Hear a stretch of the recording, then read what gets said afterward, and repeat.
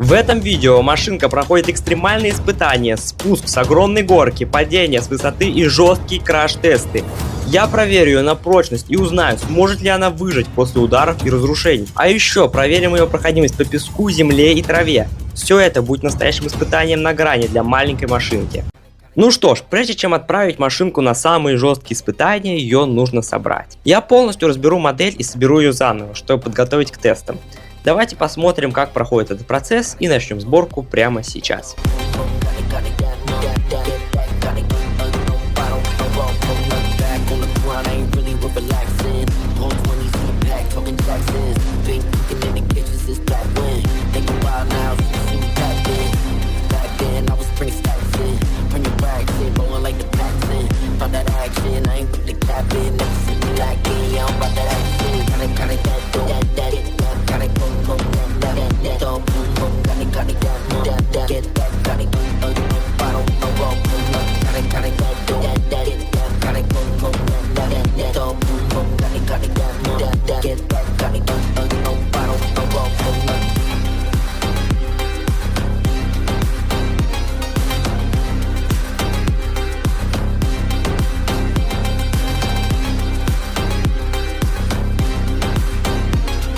Ну а перед тем, как мы перейдем к реальным краш-тестам и падениям с высоты, я предлагаю провести несколько простеньких тестов на проходимость. Первым тестом будет тест-драйв по газону. Я выбрал самый низкорослый газон. Попробуем, посмотрим, сможет ли машина проехать по нему. Как мы видим, самый простой газон у нас машина абсолютно отлично справляется с самым низким газончиком. Давайте перейдем тогда уже к более серьезному уровню. Переходим к газону второго уровня. Здесь уже газон очень высокий, он полностью покрывает машину, это можно посмотреть, видеть с камеры. И что же будет? У машины есть резкий старт, но затем она дальше сразу же глохнет и дальше уже не может ехать. То есть, скорее всего, трава закручивается на гусеницы, и машина просто-напросто застревает, то есть она вообще не может ехать дальше. Переходим к следующим тестам. Следующая локация для тест-драйва будет вот такой вот песок с засохшей травой. Посмотрим, как же машина справится с таким препятствием. И как мы видим, она вообще просто налегке, даже еще проще, чем по траве она проходит. Просто великолепно проезжает.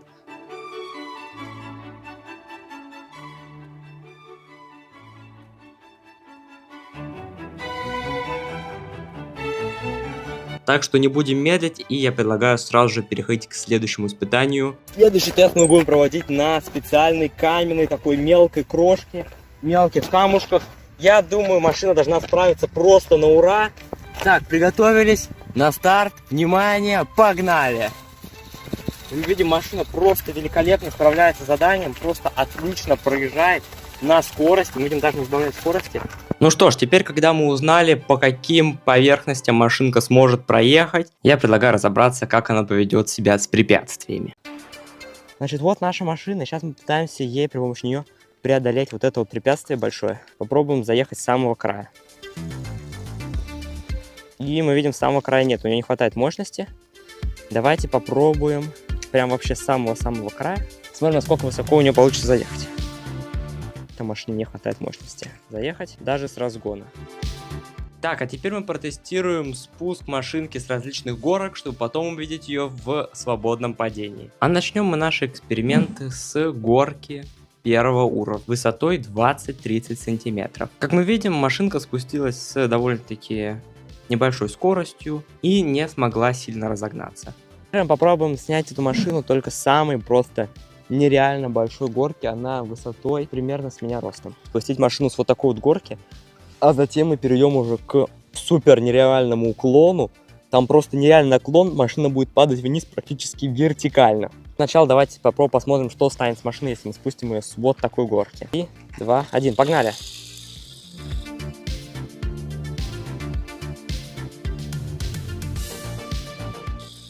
Даем газу. И мы видим, что она сначала был очень быстрый спуск, но затем она затормозила, скорее всего, потеряв сигнал с пультом.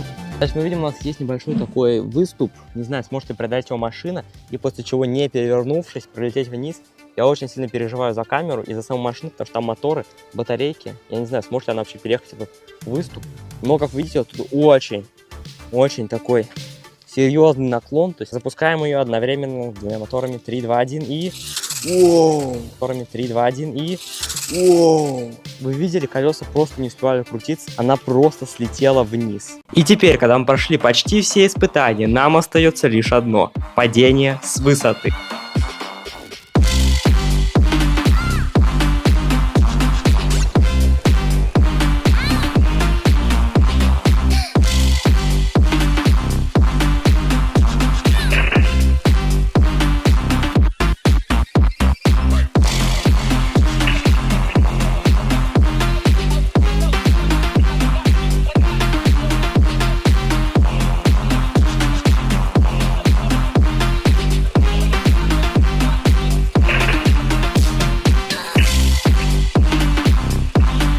Так, давайте посмотрим, что стало с нашей машиной. Мы видим, от нее отлетело несколько деталей. Эти детали нужны были для противовеса. То есть они первоначально были закреплены не сильно. Еще отлетел бампер, мы видим у машины еще. Тоже все крепления ослабли. Мы видим трещины. Но это трещины просто от того, что детальки друг от друга разлетелись, но в целом машина очень хорошо перенесла, то есть никаких повреждений, камера уцелела, и все с машины отлично. Немножко у нее еще спереди тоже разошлись, потому что основной удар у нее пришелся как раз таки на переднюю часть, на бампер. Основной импульс принял на себя бампер. Всем спасибо за просмотр, переходите обязательно в мой телеграм-канал, там будут дополнительные кадры, которые не попали в основной выпуск. Всем спасибо за просмотр, ставьте лайк, подписывайтесь на канал, с вами был Типок, всем спасибо, всем пока.